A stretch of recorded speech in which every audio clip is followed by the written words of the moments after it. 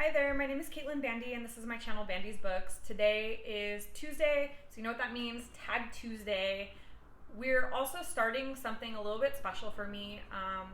It is the Christmas season, and in the spirit of the Christmas season, I'm going to go ahead and kick off 12 Days of Christmas. So for the next 12 days, I'll be posting a video every single day. Some of them will be Christmas related, some of them will be normal content. I'm going to try and tie in the holidays when I can and where I can. But today, for the tag, I thought we would do the 12 Days of Christmas book tag. I thought that was a fitting way to kind of get this all going. And stay until the end of the video because I have an exciting announcement about something that's going to be going on throughout this 12 Days of Christmas. A little kind of a giveaway. So check out the end of the video for details on how to enter my giveaway. And yeah, so let's get into the book tag.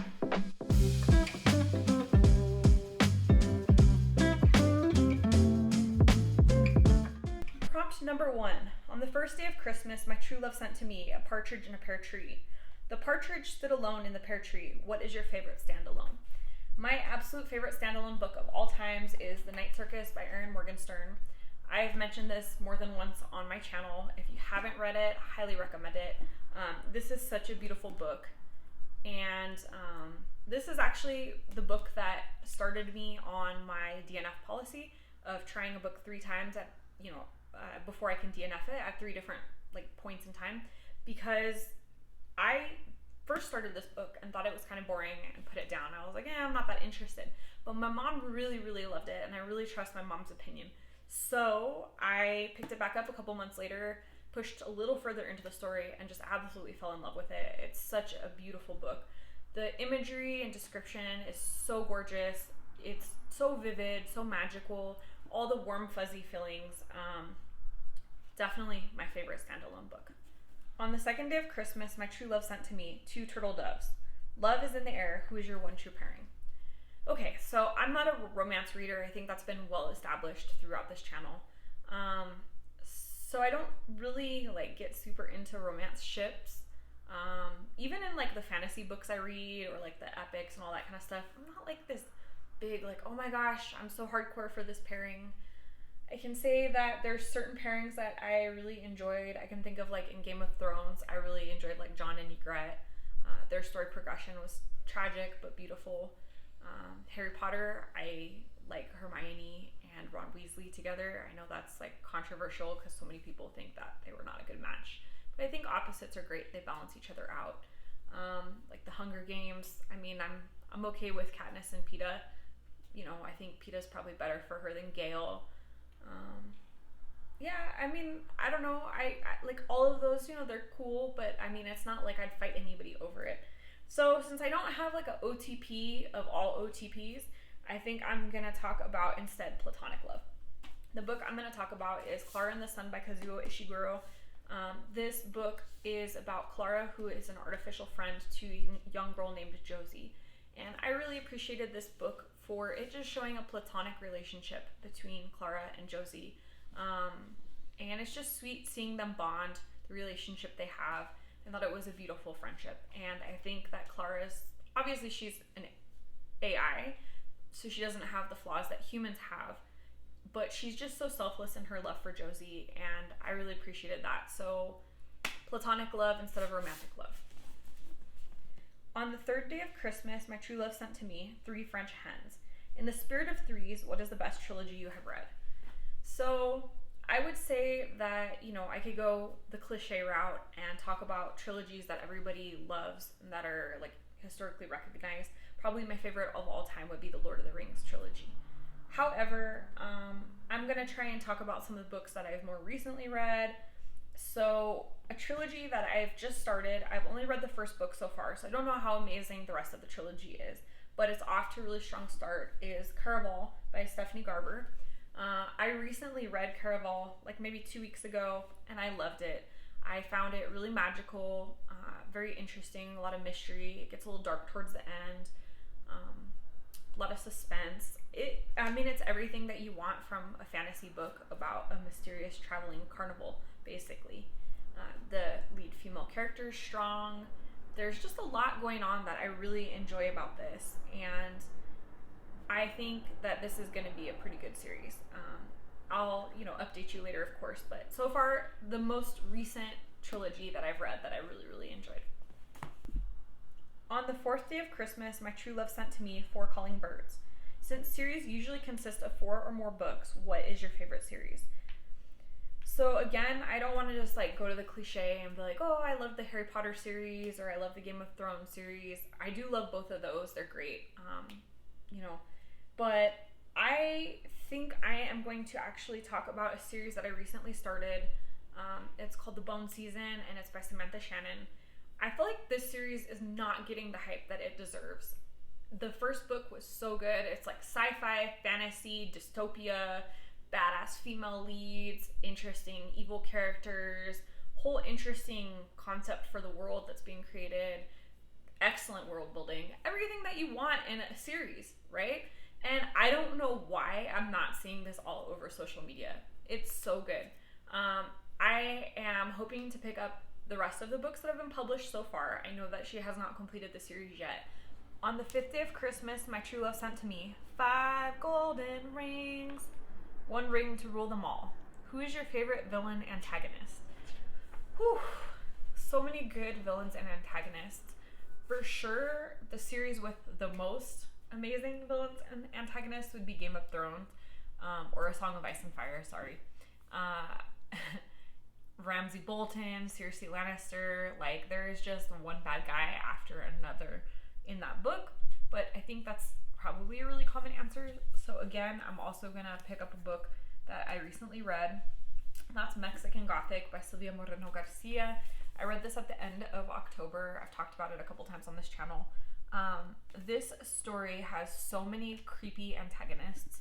Basically, the whole family that is married to Noemi's cousin is creepy, and the patriarch of the family, who ends up being the primary antagonist or villain, is extra creepy and gross. There's 2 really that are very cringeworthy, but I would say the patriarch of the family is the creepiest. So if you're looking for some really creepy, gross villains, check this one out. And they're kind of unconventional villains because, they're villainous, but in ways that I feel are not exactly typical. Highly recommend it. On the 6th day of Christmas, my true love sent to me 6 geese a-laying. Creation is a beautiful thing. What is your favorite world or world building? So I would say probably my favorite world building would have to be the Lord of the Rings series. I, again, was trying to avoid, going for old favorites, but I feel like you can't talk about world building without talking about J.R.R. Tolkien.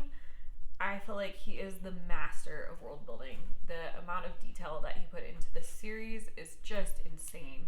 The maps that he drew, the languages he created, all of these battles and history, and it's not just Lord of the Rings. He has all these companion books that go with it. The Hobbit, the Silmarillion, Hurin and His Children, all of these incredible books that have created just this rich, deep world.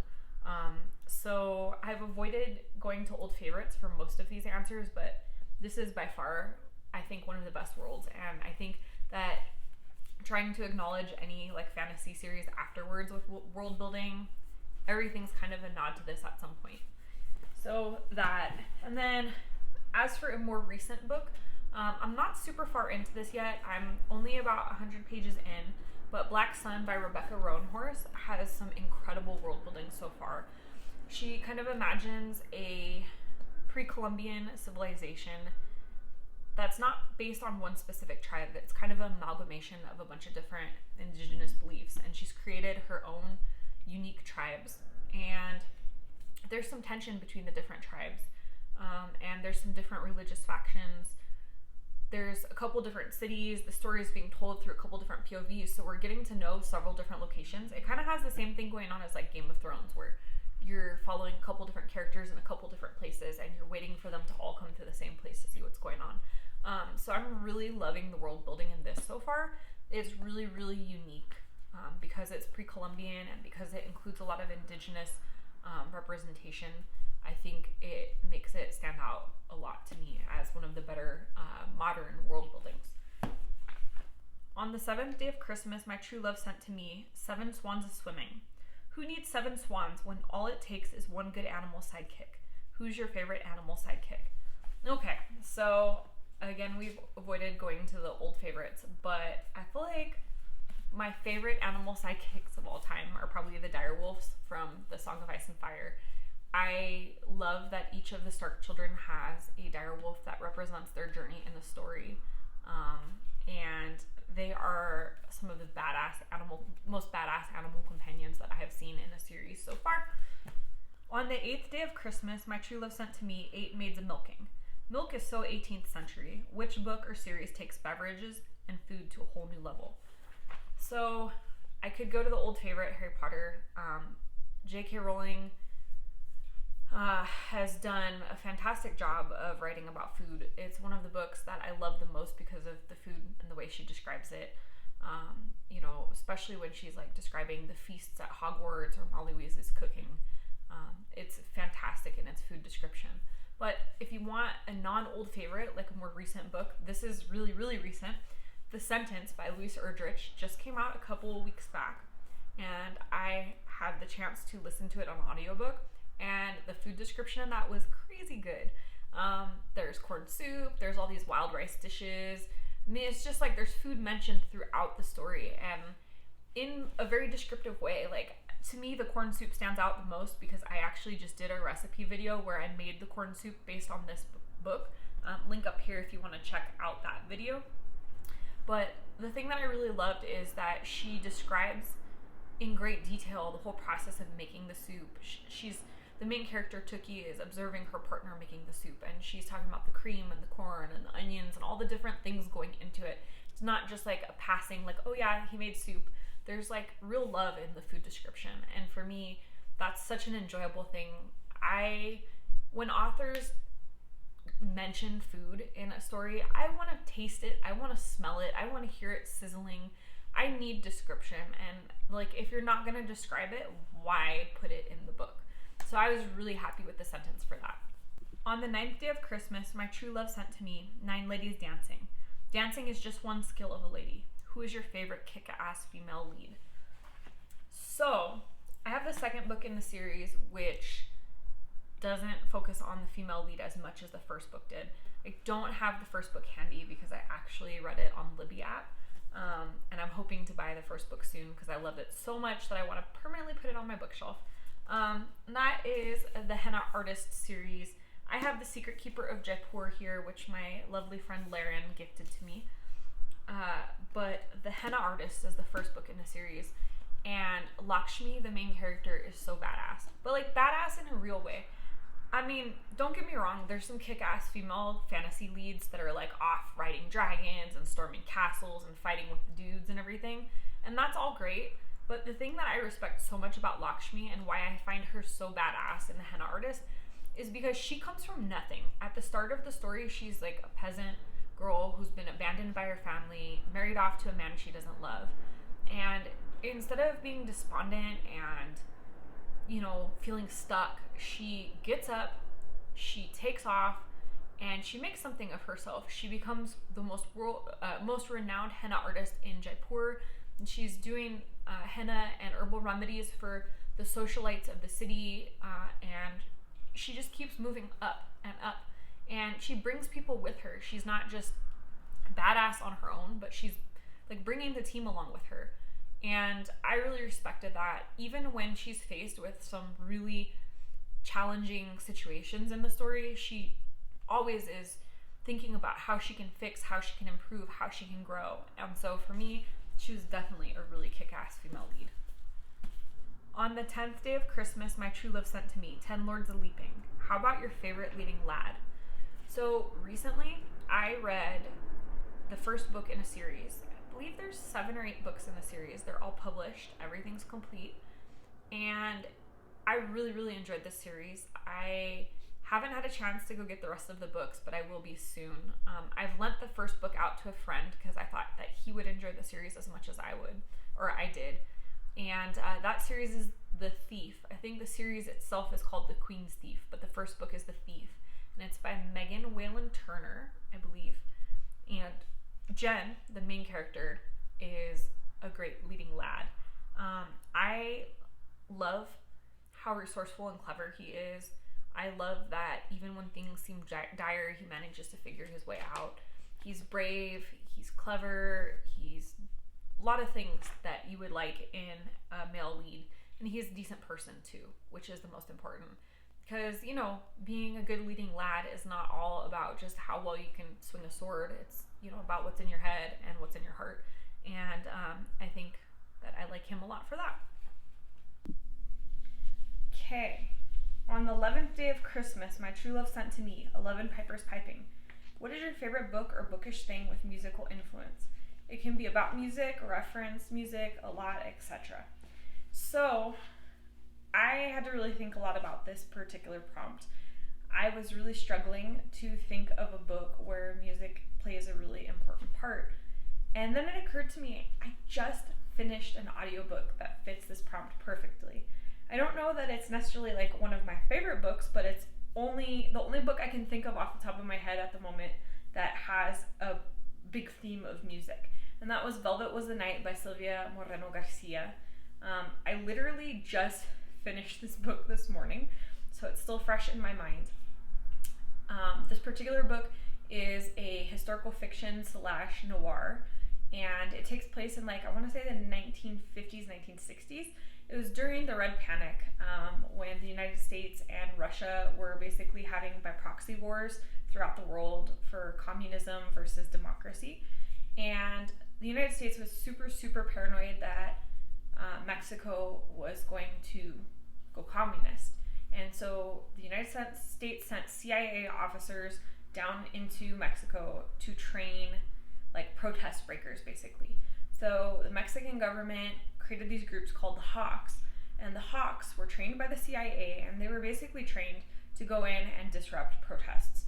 So when you would get young college students who were protesting for liberal causes, these guys, the Hawks, would go in and disrupt everything and scare the students, and that was to prevent any sort of really communist or socialist movements from getting off of the ground in Mexico. And that really did happen. So that's where the historical fiction part of it comes in. So this book is based on that happening in Mexico. And there's two characters that are really influenced by music throughout the book. So Maite, who is one of the main characters, she has a very eclectic taste in music. She enjoys a lot of American music that's popular at the time. She likes Elvis and the Beatles and different things like that her peers don't seem to understand as much as her. And it's talked about several times throughout the book how at the end of the day when she comes home from work, she really likes to come home, put on her music, dance around, and just kind of unwind. And she doesn't have much of a social life, so the music kind of takes place of her social life. And then the other character, Elvis, who is one of the Hawks, is named Elvis because he loves American music as well. He really loves Elvis, the Beatles, a lot of that classic rock and roll and doo-wop and things like that. And he also pays attention to music a lot throughout the story. It just keeps getting brought up with both characters. So again, I don't know if this is necessarily one of my favorite books, but in terms of a favorite book that has to do with musical influence, certainly it's a good book and it does deal a lot with musical influence. It's a very, very important theme to the two main characters. On the 12th day of Christmas, my true love sent to me 12 drummers drumming. Drum roll, please. What is your favorite read of this year? That is tricky. I've read so many good books. I think I'll give you 3 of my favorites this year. Probably Circe by Madeline Miller. I don't have that book right now. I lent it out to somebody. I mean, I do have a hardback copy of it, but I just don't have it to show. That was something I read at the beginning of the year. I didn't think I was going to love it because I'm not super into Greek mythology, or at least I wasn't. But that was just such a beautiful retelling, so interesting, made Greek mythology come to life. So that was definitely one. I would say another one that I really, really loved.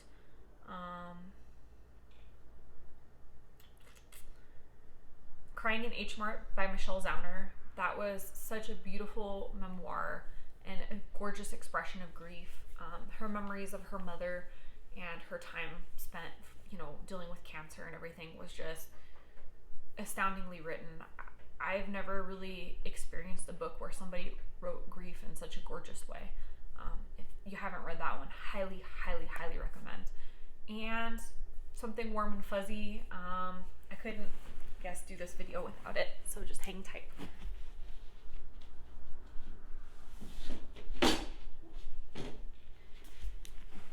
I also really loved The House on the Cerulean Sea by T.J. Klune. This was such a beautiful, warm, fuzzy book, and this was probably one of my favorites of the year as well. So there's 3 very different books for you: Circe, Crying in H Mart, and The House on the Cerulean Sea. So we got some Greek mythology, a memoir, and like a magical fantasy with warm, fuzzy vibes. I think those would be my top 3 for the year so far. So I promised if you hung around to the video that I would be making some exciting announcements, and here is the potentially exciting part. I have just about reached 200 followers. I'm at like 196 last I checked, and I'm so incredibly grateful for all of the people that have chosen to follow me. I know that there's an abundance of book content on YouTube. I know that I'm just a drop in an ocean. And so I never really even imagined getting to 200, and to be as close as I am is just so incredible for me. I really, really appreciate each and every one of you that has taken time to watch a video, like my videos, comment, encourage me in any way, shape, or form. It means more than you could possibly know. And to say thank you, I wanted to do a giveaway. So we're doing 12 days of Christmas, so 12 straight videos leading up to Christmas, and then on Christmas Day I'm going to announce the winners of the giveaway. So I'm going to be doing 3 giveaways throughout these 12 days.